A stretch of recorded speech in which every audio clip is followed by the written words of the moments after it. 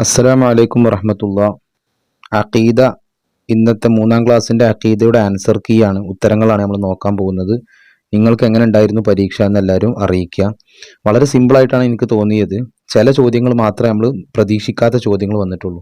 ഒന്നാമത്തെ ചോദ്യം, അള്ളാഹു ഇറക്കിയ കിതാബുകൾ 100 ആണോ 4 ആണോ?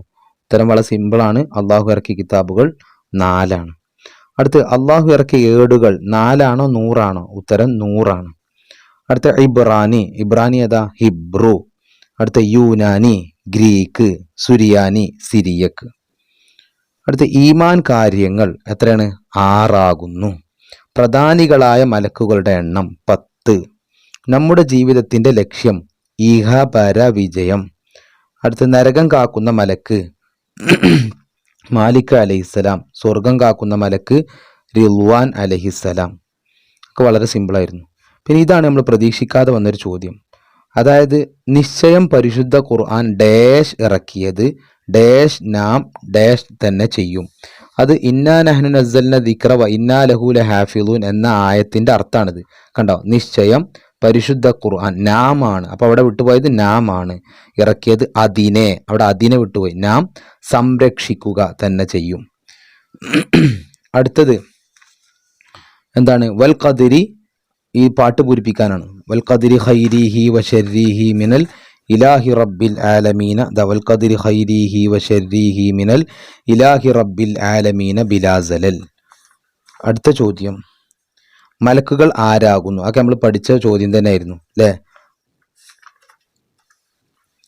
പ്രകാശം കൊണ്ട് സൃഷ്ടിക്കപ്പെട്ട ഒരു പ്രത്യേക സൃഷ്ടികളാണ് മലക്കുകൾ. ഇവിടെ നമ്മൾ പ്രകാശം സൃഷ്ടിക്കപ്പെട്ട പ്രത്യേക, ഈ 3 വാക്കുകൾ എഴുതി പഠിക്കണം എന്ന് പറഞ്ഞിരുന്നു. കാരണം അത് എഴുതാൻ ബുദ്ധിമുട്ടുള്ള വാക്കുകളാണ്. അടുത്ത, ഈമാൻ കാര്യങ്ങൾ എന്ന് പറയുന്നത് ഏതിന്?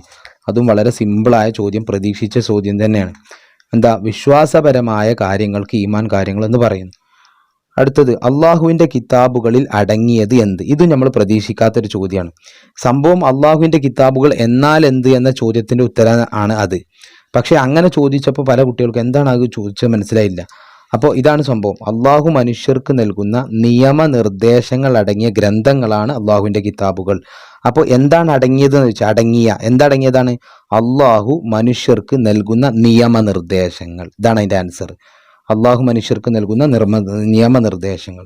അടുത്ത, ഖുർആൻ ഷരീഫിന്റെ അവതരണം പൂർത്തിയാക്കപ്പെട്ട എത്ര വർഷം കൊണ്ടാണ്? 23 വർഷം കൊണ്ട്. അടുത്ത്, 3 വീതം എഴുതാം വിശേഷണങ്ങൾ. അള്ളാഹുവിൻ്റെ വിശേഷണം, അപ്പോൾ വളരെ എളുപ്പമാണ്. അള്ളാഹു ഒരുവനാണ്, അവനെല്ലാം കാണുന്നവനാണ്, അവനെല്ലാം അറിയുന്നവനാണെന്ന് എഴുതിയാൽ തന്നെ എന്തായി? അവിടെ മാർക്കായി അല്ലേ? ഇവിടെ ഇഷ്ടം പോലെ അള്ളാഹുവിനെ പറ്റി പറയുന്നുണ്ട്. നാം കാണുന്നതും ഇവിടെ ലോകങ്ങൾ പടച്ചതും അവനാണ്, പിന്നെ പരിപാലിക്കുന്നതും അള്ളാഹു ആണ്, അവൻ ഒരുവനാണ്, അവനൊരു കൂട്ടുകാരുമില്ല, അവൻ ആദ്യം അവസാനമില്ലാത്തവനാണ്, അവൻ ഒന്നിനെയും ആശ്രയിക്കാത്തവനാണ്. എന്തെല്ലാം ഇഷ്ടം പോലെ ഉണ്ട്. അടുത്ത, മലക്കുകളുടെ പറ്റി നമ്മൾ പറഞ്ഞിരുന്നു.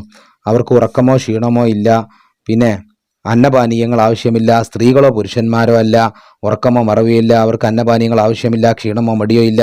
ഒക്കെ നമ്മൾ പറഞ്ഞ ചോദ്യങ്ങൾ തന്നെ. അടുത്ത, മലക്കുകളുടെ പേരുകൾ എഴുതാം. സൂർ എന്ന കാഹളത്തിൽ ഊതുന്ന മലക്കിന്റെ പേര് എഴുതുമ്പോൾ മനസ്സിലാക്കണം, സ്പെല്ലിംഗ് തെറ്റിയാൽ എന്താവും? മാർക്ക് പോവും. ഇസ്രാഫീൽ അലൈഹിസ്സലാം. അടുത്ത, റൂഹുകളെ പിടിക്കൽ. അടുത്ത ചോദ്യം എന്താണ്? റൂഹുകളെ പിടിക്കുന്ന മലക്കിന്റെ പേരെന്താണ്? എന്താ റൂഹുകളെ പിടിക്കുന്ന മലക്കിന്റെ പേര്? ഇതാ, അസ്റായിൽ അലൈഹിസ്സലാം. അടുത്തത്, ഖബറിൽ വെച്ച് ചോദ്യം ചെയ്യുന്ന മലക്കിന്റെ പേര് മുങ്കർ നക്കീർ അലൈഹിസ്സലാം. അടുത്തത്, നന്മ തിന്മ എഴുതൽ ആരാണ്? റഖീബ് അതീദ് അലൈഹിസ്സലാം.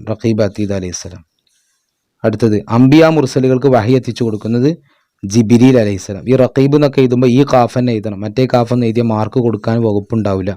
അതുകൊണ്ട് എല്ലാവരും ഉഷാറാക്കുക. എന്താണ് നിങ്ങളുടെ അവസ്ഥ എന്ന് എല്ലാവരും അറിയിക്കുക.